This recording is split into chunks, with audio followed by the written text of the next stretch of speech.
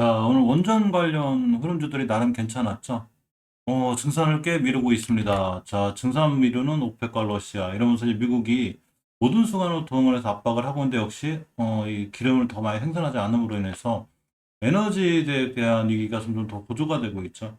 물론 오른 두산중공업은 개별적으로 이렇게 아랍에 대한 이 수주 얘기도 있지만 일단 전체 시장의 흐름을 봐야 되기 때문에 이 파이낸셜 뉴스의 이 기사를 보면 출처고요 국제부 미국 모든 수공에서 압박하고 있는데도 오펙이 증산하지 않음으로 인해서 기름값이 더 올라가고 있습니다.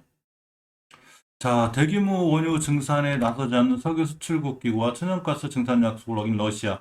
푸틴 대통령도 얼마 전에 이 천연가스 증산도 약속을 했었고, 자기들이 공급해 줄 테니까 걱정하지 말라는 얘기까지 했는데, 이렇게 약속을 어겼죠. 그래서 미국과 유럽연합의 불만이 최고조에 이르고 있더랍니다. 미 백악관은 이 대내적인 원유 증산을 사실상 거부 중인 오펙을 향한 모든 수단을 사용해서 압박할 것이라고 합니다. 굉장히 기름값이 올라가면 경기 치명타를 주죠. 어쨌거나 이제 모든 원가들이 많이 올라가고, 안 그래도 요즘 인플레가 굉장히 심한데 더 심해지는 가속화시킬 수 있는 결과를 낳죠. 당연히 이 유통 비용이라든가 모든 비용이 올라가게 되죠. 자, 18일 미국 백악관이 최근 국제유가가 급등세를 보이는 가운데 원유 공급 문제를 놓고 오페크 회원국들을 계속 압박하고 있다고 합니다. 젠사키 백악관 대변인이 이날 정례 브리핑에서 원유 공급 문제를 해결하기 위해 오페크 회원국들을 계속 압박하고 있고 앞서 백악관은 최근 수주 사이에 에너지 공급 물류에 대해서 다루고 있고 모든 수단을 마음대로 사용할 것이라고 밝혔습니다. 뭔 얘기냐면 이 증산하는 얘기죠. 근데 증산을 안 하면 기름값이 계속 올라가니까. 근데 이 덕분에 어쨌거나 이 원전 관련주의 주가는 계속 좋아지고 있습니다. 이것뿐만이 아니더라도 흐름 자체가 지금 에너지나 기름값이 모든 게 올라가고 전력이 딸리니까 이 전력을 해결할 수 있는 가장 좋은 수단 중에 하나로 이 원전을 보죠. 소형 원전. 자, 이 두산중공업이 유럽 전력난에 그런 말씀드린 소형 모듈 원전 기회를 갖고 있다는 이런 얘기가 있습니다. 이 비즈니스 포스트의 이 기사고요. 출처고.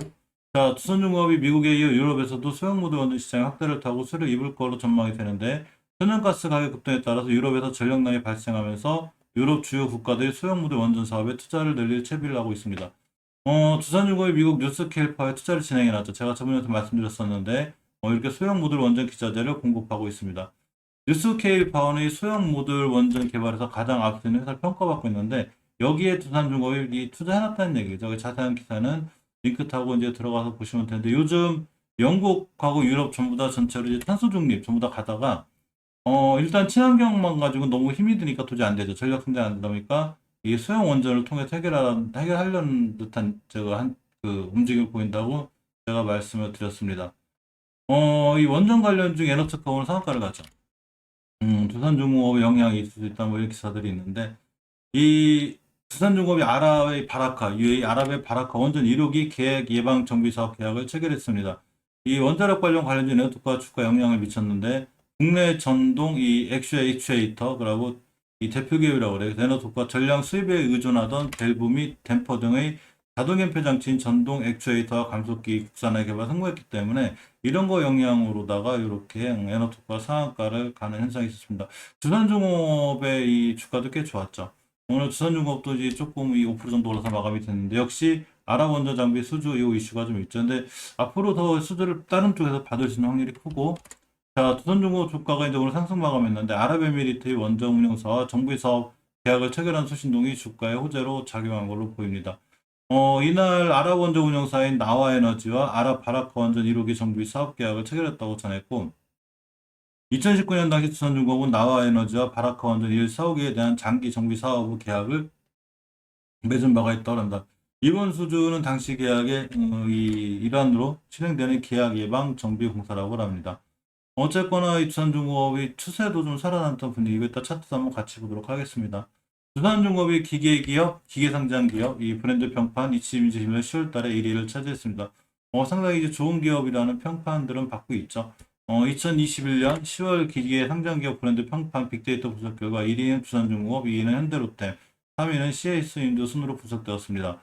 한국기업 평판연구소는 기계 상장기업 95개 브랜드에 대해서 빅데이터 분석을 활용한 브랜드 평판 조사를 실시했는데 9월 20일부터 10월 20일까지 기계 상장기업 브랜드 빅데이터 2만 4천 개 정도를 분석했다고 합니다. 이 소비자들의 브랜드 평판을 분석했을 때, 이 활동 어떤 빅데이터를 갖고 있냐면 참여의 가치, 소통 가치, 소셜 가치, 시장 가치, 재무 가치 이렇게 나누게 되는데 브랜드 평판 지수는 소비자들의 온라인 습관이 브랜드 소비에 큰 영향을 끼친다는 걸 찾아내서 브랜드 빅데이터 분석을 통해 만들어진 지표라고 합니다. 여기에 이 기계상장 브랜드 평판 시월 빅데이터 1위가 바로 두산중공업이 든다는 얘기죠. 그 뒤로 이제 현대로템, CS인드, 두산박, 현대건설기계, 현대엘리베이터 등이 있습니다. 어쨌거나 이 좋은 기업으로 소비자한테 평가받고 있다는 얘기는 주가에도 좋은 영향을 줄 수 있겠죠. 물론 이런 기사, 이런 뉴스로 인해서 하루 만에 바로 내일 상한가는 가능하지만 전체적인 지금 원전에 대한 흐름은 실질적으로 좋은 게 사실입니다. 이 원전 관련주들을 전체적으로 보면 오늘 시장 좋았는데 오늘 게임 관련주 할게 원선정 관련 제일 좋았는데 두산중공업이 5%대, 한전KP 4%, 한전산업, 한전기술, 우리기술 할 거 좀 다 좋았고 고성파워텍도 상당히 좋았죠. 이 다원시스는 어째 그동안 많이 이제 잘 올라갔었기 때문에 좀 밀렸는데 어차피 원전 관련주 전체를 봤을 때는 총체적으로 상당히 좋은 상황이 됐습니다. 특히 두산중공업이 이제 거의 대장주 역할을 많이 하는데 월봉에서 보면 어제 5개월선 깨지 않는 게 중요한데 기가 막히게 안 깼죠. 안 깨고 잘 돌아 나가고 있고 주봉에서도 보면 이렇게 20주선 내일이 이제 금요일이기 때문에 이 주봉에서 20주선을 위에 끝나는 게 굉장히 중요하더랬죠. 그래야 이렇게 추세가 유지가 됩니다. 근데 일단은 금요일 전에 오늘 20주선 위에 잘 올려놨습니다. 일봉에서 봐도 일봉에서 봐도 이렇게 5일선 회복해주고 나가고 있죠. 이 11선 25 근처에서 내일 같은 날 5일선 깨지 않고 다시 돌아 나가주면 다시 한번 좋은 추세를 유지할 수 있고 일단 고점에 대한 부담이 조금 있기는 해요. 월봉에서 보면 생각보다 상당히 많이 올라왔기 때문에 2,000원짜리가 이렇게 3만원대째 올라갔다 조정받는 거기 때문에 충분히 또 조정받았죠. 저점이 거의 이 고점이 32,000원에서 저점이 18,000원대 거의 뭐 50% 정도 이 조정을 받고 돌아나가는 거라 이번 충분히 다시 한번 돌아나갈 수 있는 확률들이 있고 이 소형 모듈 원전에 대한 이슈가 있을 때마다 아무래도 이 두산중공업 필두로 해서 다른 이 원전 관련주까지 좋은 흐름을 보이지 않을까 싶어요. 한전기술이 제일 강했는데 사실 월봉에서 제일 높기는 하죠.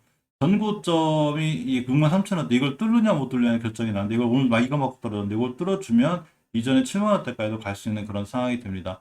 한전산업은 너무 높아서 사실 자꾸 접근하기가 그래요. 이게 이전 고점 가격이 있긴 한데 밑에서 벌써 2,200원 하던 주식이 꽤 올라와 있기 때문에 물론 두산중공업에 비해서 그렇게 올라가지 않았지만 두산중공업도 이 자리 갔을 때 결국 조정을 받고 갔거든요. 보시게 되면 이렇게 높이 올라갔을 때 조정을 받고 많이 올라갔을 때 조정받고 다시 갔듯이 어차피 조정이 좀 들어올 것 같긴 한데 지금 상황은 여러 가지 이슈에 상당히 좋고 이 두산중공업도 마찬가지로 이 1차 상승 크게 일봉이 아니라 월봉 큰 흐름을 봤을 때 1차 상승 조정 2차 상승 조정하고 있기 때문에 상황이 상당히 괜찮아 보입니다.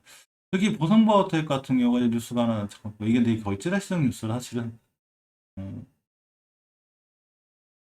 역시 뭐 큰 의미가 없긴 한데 이 보성바이오텍 같은 경우도 똑같이 그 두산중공업처럼 이렇게 5개월선 회복해주고 나가고 있죠. 이게 추세가 아직 쨍쨍하게 살아있다는 얘기고 주봉에서 보시면 내일 금요일날 20주선 위에서만 끝나주면 다음 주에 다시 한번 이렇게 급등할 수 있습니다. 따라서 보성파워텍 등 이렇게 지금 이 원전 관련주 신경 쓰셔야 되고요.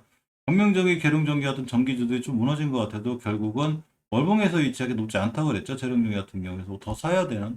근데 제 말이 꼭 맞는 건 아니죠. 모든 투자에 대한 판단은 본인에게 있습니다. 월봉의 위치가 낮지 않기 때문에 전기주들도 원전 관련해서 잘 엮여있기 때문에 오늘 시장이 좀 밀렸죠. 지금 코스닥이 0.79%, 코스피가 좀 밀리는 바람에 대부분의 종목들이 많이 떨어지긴 했어도 역시 전기 관련주들은 선도전기는 1차 목표가를 찍었어요. 그렇기 때문에 지금 많이 떨어지고 있는데 아직 크게 올라가는 게 없는 종목들, 이 재룡전기나 광명전기나 종목들은 꾸준히 한번 관심 갖고 보는 게 어떤가 이렇게 한번 말씀드려 봅니다.